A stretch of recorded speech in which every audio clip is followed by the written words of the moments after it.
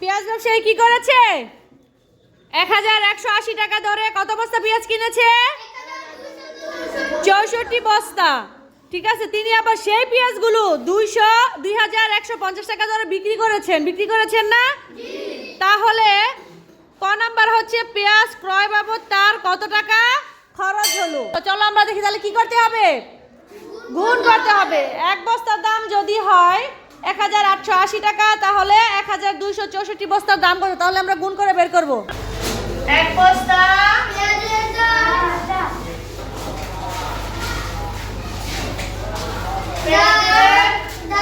কত? 1080 টাকা। 80 টাকা। তাহলে 1000 কত? 264 বস্তা পেঁয়াজের গুণ 1264। তাহলে আমরা গুণটা করি। 23,76,320। তাহলে মোট পেঁয়াজের দাম কত?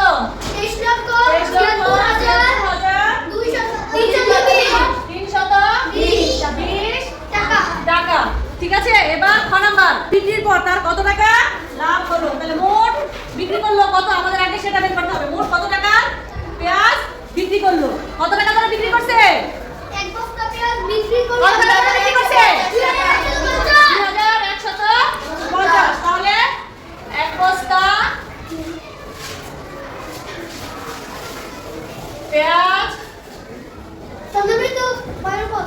বিক্রি করলো কত টাকা? 2150 টাকা। তাহলে কত বস্তা পেঁয়াজ ছিল? 1250 গুণ 1264।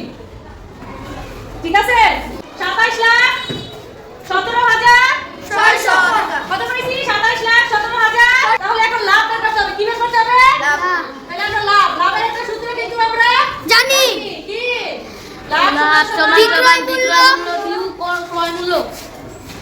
বিক্রয় মূল্য বিয়োগ ক্রয় মূল্য।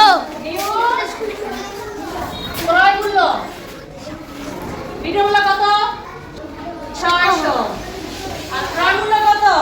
23,76,000। দেখো, যে টাকা দিয়া কিনছি এবং যে টাকা বিক্রি করছি, বিক্রিতে যদি ক্রয় মূল্যটা বাড়ে তাহলে তো লাভটা বেড়ে যাবে না? জি। এখন যদি আমরা বিয়োগ করি 4 হবে।